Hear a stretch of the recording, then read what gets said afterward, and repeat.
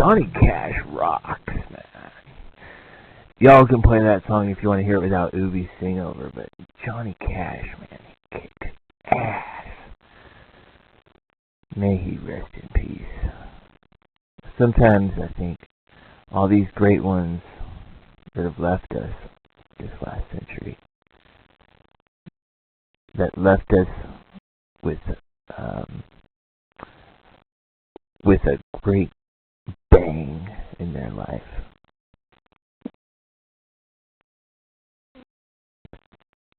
Like John Lennon, JFK, Martin Luther King Jr., Gandhi, Buddha, and Jesus.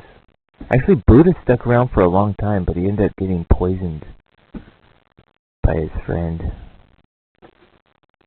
when he was really old. But anyways, he's not around anymore, is he? Perhaps there's still something communicating to us, though. Some essence of that. Perhaps they left us with a big bang. You know, these the martyrs. The people who stood up for truth. Even Socrates. Socrates was one of them. Or was it Plato? Plato was the one that was killed by the Senate. Executed.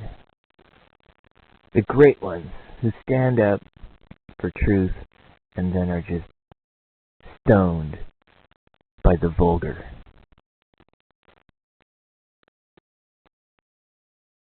Maybe they were signposts for us, for this time, for what we're going through. Realize our own strength. Anyways, they got open lines on Coast to Coast. We are living in a time of immense change and challenge, and this is a time for everyone. And we got to call in, so get your phone. This world. And I think that is the greater message of my work, is calling Coast to Coast. Let them know about our work. Of the power that we Revolution March. Is there a downside on any of this, Marshall? Something we should be concerned about?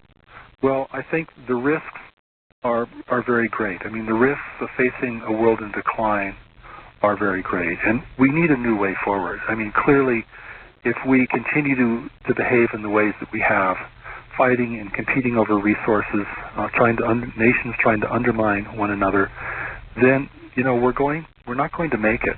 We're really going to go into a state of permanent decline.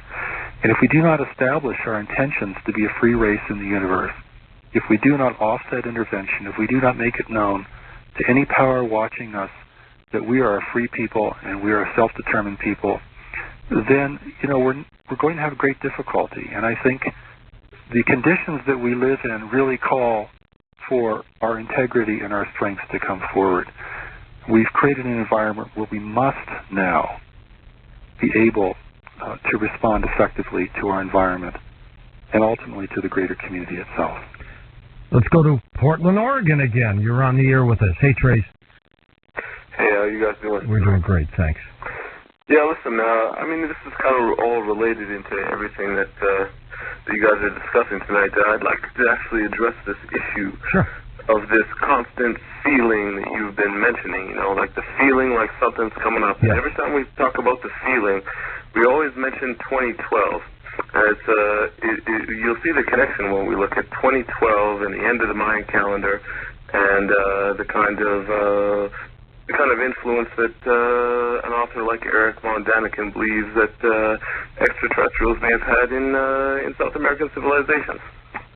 This feeling that we're having, I strongly believe, is really just a feeling that it's really more of an end of an era. Like rather than, we've become so accustomed to our North American, to our North American way of life that we've accepted that this is sort of the end-all and the be-all. That our iPods, our cell phones, our stock market, the way that we deal with things, the way that we handle ourselves, the kind of even the kind of ideological beliefs that Americans invoke in America. This comes down to a political and a social level as well. We kind of believe that this is really it. You know what I mean? Like, can you really imagine a world without America? I mean, really think about that for a second. A world without Western civilization. This feeling that you're addressing, I believe, is just really the end of an era. America's time is really coming to an end. The world's tallest building is in Dubai. The world's largest mall is in Macau. You know, the international languages of business have switched from English and French to English, Spanish, Arabic, and Cantonese and Mandarin. You know? We're in such a changing times, and now we just might even have a black president, something that was completely ridiculous 30 years ago, 10 years ago, you know what I mean? It was a ridiculous thought 10 years ago, and I know because I lived in Los Angeles around the time of the LA riots and all that, and the belief that we'd ever have the potential to have a black president was absolutely ridiculous. And he's got a great chance. Oh, exactly. He has an amazing chance, you know? But coming down to the point of the end of an era, it's hard to let go of what we're used to. And so to even, you know, like you turn on your TV, you see a ton of evangelists saying it's the end of times, there's all this chaos, gas prices, blah, blah, blah, blah, blah. This is just it. Capitalism is really coming to an end. And if we look into a codex, a Mayan codex called the Indigo Prophecy, and again, it kind of relates just because of the kind of influence that certain theoretical communities have come to believe that Mayan civilization had some sort of extraterrestrial influence and whatnot. There was something called the Indigo Prophecy. It was a codex, and it was a prophecy that was very similar to the Book of Revelations. It was a prophecy that indicated that we would have one part of the world would be full of chaos and panic, and would essentially be full of darkness, and the other, one is darkness, one is light, one is pure, one is evil. Well, don't you have to have the positive with the negative? There's always a positive. There's always a positive to the negative, and this is ancient Gnostics. Yeah. This goes back to the Babylonian era. We've always had Gnostics in the form of positive and negative. There's always a God and there's always a devil. There's always that feeling of fear and that feeling of security. There's always that feeling of good and that bad nature, right? Well, this message, Marshall, that these allies of humanity bring, I mean, what do they think of this planet, truly? Oh, well, the allies briefly show an immense regard for this world and immense regard for humanity. And they constantly emphasize, you know, that we are not using our greatest strength and ability. We do not realize how incredible this world is. If we had a real understanding of life in the universe, we would never denigrate this planet. We would behave entirely differently than we have and that we do. A lot of evil people. Well, but I think there's more good. We're all involved in this together, and certainly, if I may respond to one point that the questioner brought up, sure. That's the end of an era. If we look at this from a greater community perspective, this is an end of an era in the sense that our isolation in the universe is over. It is over. From here on, we are going to have to deal with intervention, influence, competition, communication, contact.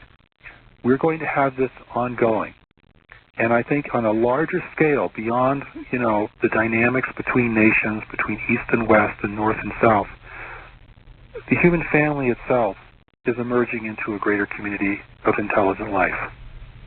And the books that I've written, Wisdom from the Greater Community, which is in 2 volumes, brings a wisdom from beyond the world to us to prepare us for probably the biggest transition that we have ever faced. This is it. I mean, we are literally standing at the threshold, and I think the Allies is just bearing testimony to that, in that so many of us feel this immense sense of change, immense sense of impending change, however we might interpret it, whether we interpret it historically, whether we interpret it culturally, politically. we are at some kind of major threshold. And what in my writings and greater community spirituality